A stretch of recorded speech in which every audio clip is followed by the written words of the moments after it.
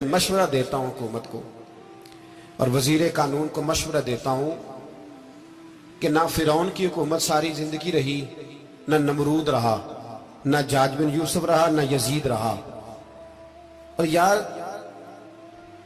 दरबारी बन के हुक्मरानों की चापलूसी करते करते तुम यहां तक आ गए हो कि अब नबी पाक की इज्जत को हाथ डालना शुरू कर दिया है।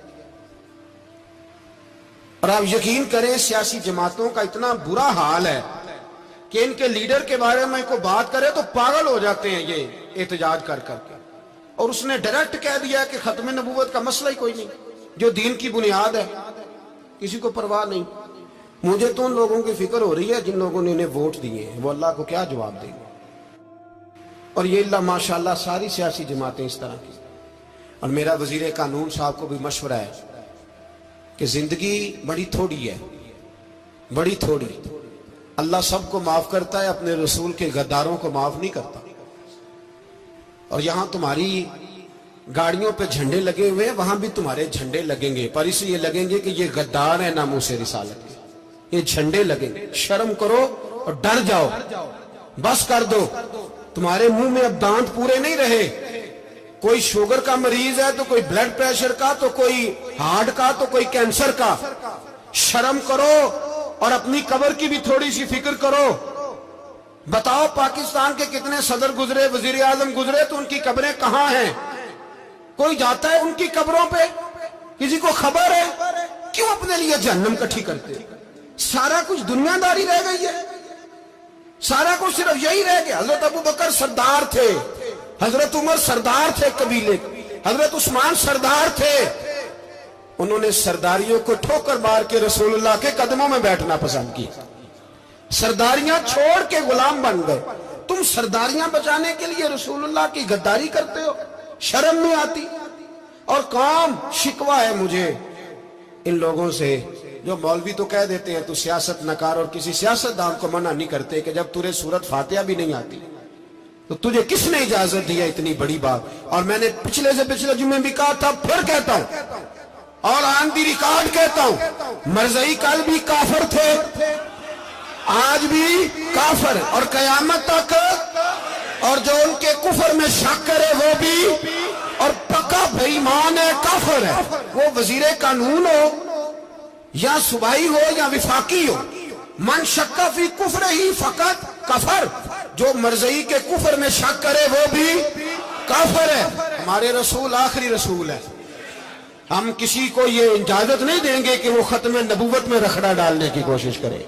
हम किसी को ये इजाजत है। और तुमने कौम को लूटा, लूटते रहो, अब ईमान पे डाके तो ना डालो। तुम्हें दौलत लूट के पेट नहीं भरा, अब ईमान लूटना शुरू कर लिया।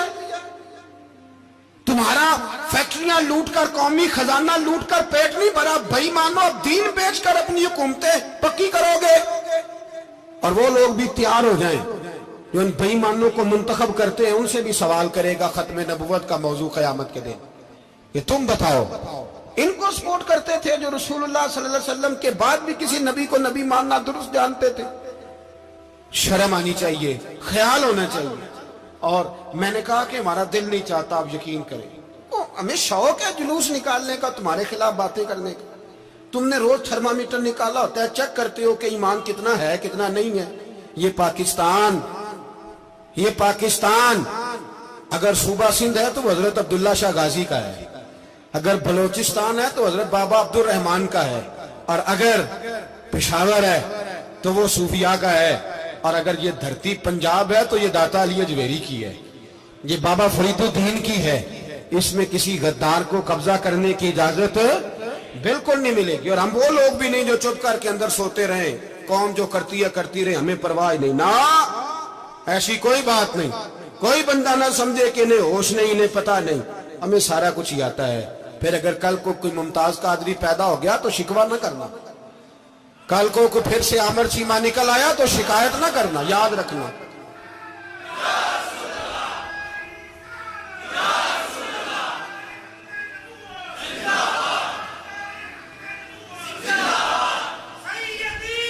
तो मेरे भाई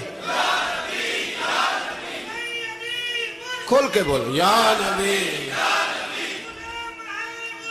रसूल के बोलो।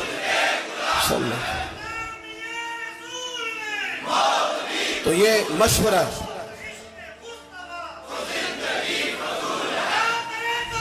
جزاک اللہ، تو یہ تمہیں مشورہ ہے.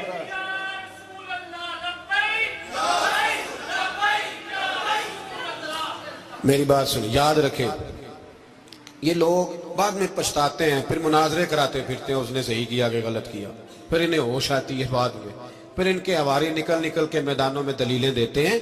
اس لیے ہمارا مشورہ ہے انہیں کہ یہ اپنی حد میں رہیں، اور جو کام تمہارے ذمہ، میں نے کہا نا تم نے بڑا لوٹا، یہ قوم روز تمہیں موقع دیتی ہے لوٹنے کا، یہ موقع دیتی ہے، تو تم نے دولت لوٹ کے پیٹ نہیں بھرے، اب ایمان لوٹنے کے چکر میں آ گئے ہو.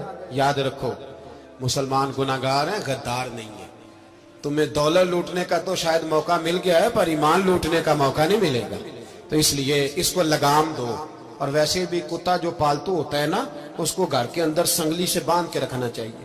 یہ تمہارے بوٹ چاٹتے ہیں، بھونکتے ہیں، تمہارے حق میں وزارتیں لیتے ہیں. ہم نے تو کوئی وزارت نہیں لی تم سے، اور نہ ہمیں شوق ہے.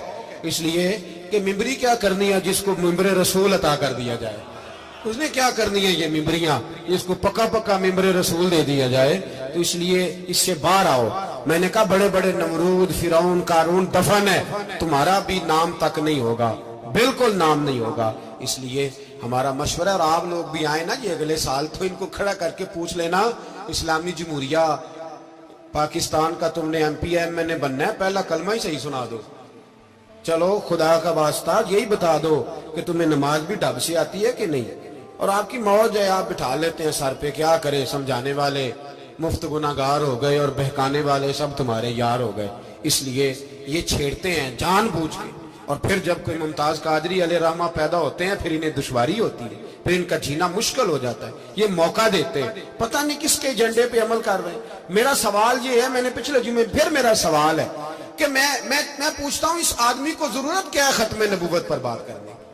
جب امت مسلمہ کے متفق کا فیصلہ ہے کہ مرزائی کافر، اسمبلی نے بل پاس کر دیا کہ مرزائی، ان کو اقلیت قرار دے دیا، اور جب سے وہ اقلیت بنے، نہ ہم نے ان کی عبادت گاہ جلائی، نہ ہم نے ان کو قبروں سے نکالا، نہ ہم نے، بس ٹھیک ہے جیسے عیسائی رہتے ہیں، یہودی سے کس ملک میں رہتے ہیں وہ بھی رہے، اقلیت بن کے رہے، کوئی اعتراض. پر تم انہیں کھینچ کے کیوں قریب کرتے ہو؟ تمہارا کیا جرانہ ہے ان کے ساتھ؟ بتاؤ تو صحیح.